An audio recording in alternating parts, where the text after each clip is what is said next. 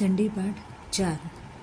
આ અધ્યાયમાં દેવીએ મહિષાસુરને હણ્યો, તેથી આનંદિત થઈ દેવોએ નમ્ર ભાવે તેમની વિનંતી સ્તુતિ કરી। બધા દેવો અને મહર્ષિઓની જગદંબાને નમસ્કાર છે। તમે અમારું કલ્યાણ કરો, અપાર પ્રભાવ અને બળવાન ચંડિકા સમસ્ત જગતનું પાલન કરો અને અશુભ ભયનો નાશ કરો।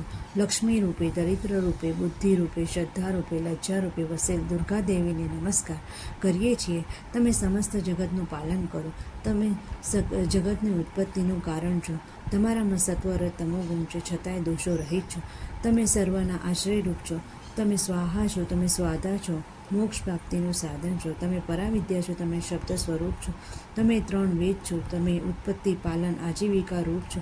તમે મેઘા બુદ્ધિ છો, તમે દુર્ગા લક્ષ્મી ગૌરી છો। તમારું મુખ ચંદ્રબિંબ સમાન છે। આપનું સતમુખ જોઈ મહિષાસુરે પ્રાણનો ત્યાગ કેમ ન કર્યો? કેમ કે યમરાજના દર્શન થતાં કોણ જીવી શકે? આમ અનેકવિધ મહિમા ચર્ચીને દેવોએ દેવીની નમ્ર ભાવે સ્તુતિ કરી। અધ્યાય 4 સંપૂર્ણ।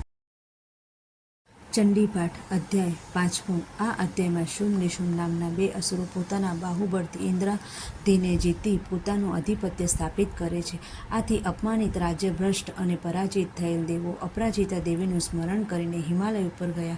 ત્યાં જઈને તેઓએ ભગવતીની સ્તુતિ કરી। ત્યાં હિમાલય પુત્રી પાર્વતી આવ્યા। તેમને શરીરમાંથી કૌશિકીનું પ્રાગટ્ય થયું। શુંભ નિશુંભના સેવકો તેમને જોઈને તેઓ શુંભ અને નિશુંભ પાસે જઈ તેમના રૂપના અનહદ વખાણ કરવા લાગ્યા અને તેમને પ્રાપ્ત કરવા જણાવે છે। આથી શુંભ અને નિશુંભ પોતાના દૂતને દેવી પાસે મોકલે છે। દૂત શુંભ અને નિશુંભના ઐશ્વર્ય, પરાક્રમ અને બાહુબળની પ્રશંસા કરી તેમની સાથે પરણવા દેવીને જણાવે છે। ત્યારે દેવી જણાવે છે કે તેઓ મને જીતીને તેમનું સ્વામિત્વ પ્રાપ્ત કરે, આથી તેઓ આપેઆપ મને મેળવી શકશે। અધ્યાય 5 સંપૂર્ણ। ચંડીપાઠ અધ્યાય 6। આ અધ્યાયમાં યુદ્ધ સેનાપતિ ધૂમ્રલોચનનો નાશ દર્શાવેલ છે। દેવી પાસેથી તેમનો સંદેશ લઈને પાછો ફરેલ દૂત શુંભ અને નિશુંભ પાસે વિસ્તારપૂર્વક બધી માહિતી આપે છે। આથી શુંભ અને નિશુંભ પોતાના સેનાપતિ ધૂમ્રલોચનને અઢળક સેના સાથે લડવા મોકલે છે। તે હિમાલય ઉપર આવી દેવીને માનભેર નિશુંભ પાસે આવવા કહે છે। જો તમે નહીં આવો તો મારે તમને બળજબરીથી લઈ જવા પડશે, તેમ જણાવે છે। દેવી આ વસ્તુને ન સ્વીકારતા તે ક્રોધે ભરાઈને દેવી સામે ઘસી જાય છે। ત્યારે દેવી અગ્નિજ્વાળા રૂપી હુંકાર માત્રથી ધૂમ્રલોચનને ભસ્મ કરી નાખે છે। આથી દેવી ઉપર સૈન્ય તૂટી પડે છે। છેવટે તેમનું વાહન સિંહ આખી સેનાને ખેદાન મેદાન કરી નાખે છે। આ બાબતની જાણ શુંભ અને નિશુંભને થતાં તેઓ ચંડ અને મૂળને અઢળક સેના સાથે દેવી સામે યુદ્ધ કરવા મોકલે છે। અધ્યાય 6 સંપૂર્ણ।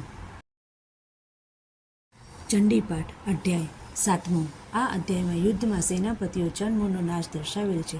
શુંભની આજ્ઞા મળતા સેનાપતિ ચંડ અને મૂળ અઢળક સેના સાથે હિમાલય ઉપર પહોંચી જાય છે। તેમનું સૈન્ય અંબિકા દેવી ઉપર આક્રમણ કરે છે। તેથી દેવી કોપાયમાન થાય છે અને તેમનું સ્વરૂપ બદલાઈ જાય છે અને કાલિકા રૂપ ધારણ કરે છે। તેમણે દૈત્યોનું ભક્ષણ કરવા માંડ્યું। આથી ચંડ અને મૂળ આગળ ઘસીને દેવી સામે શસ્ત્રાસ્ત્રોથી યુદ્ધ કરવા લાગ્યા। દેવીએ ચંડના કેશ પકડી અને તેનો શિરોચ્છેદ કર્યો। મૂંડ લડવા આવતા દેવી ખડગવતી તેને હણી નાખ્યો। આમ ચંડ મૂળનો નાશ થતાં તેમનું સૈન્ય ભયભીત બની દશે દિશાઓમાં નાચવા લાગ્યું। ચંડ અને મૂંડને મસ્તકને હાથમાં લઈ કાલિકા દેવી ચંડિકા દેવી પાસે ગયા અને બોલ્યા, મેં આ ચંડ મૂળને યુદ્ધ યજ્ઞ વિશે અર્પણ કર્યા। હવે તમે શુંભ નિશુંભને હણજો। આથી ચંડિકા દેવીએ જણાવ્યું, આજથી તમે ચામુંડી તરીકે પ્રખ્યાત થશો। અધ્યાય 7 સંપૂર્ણ।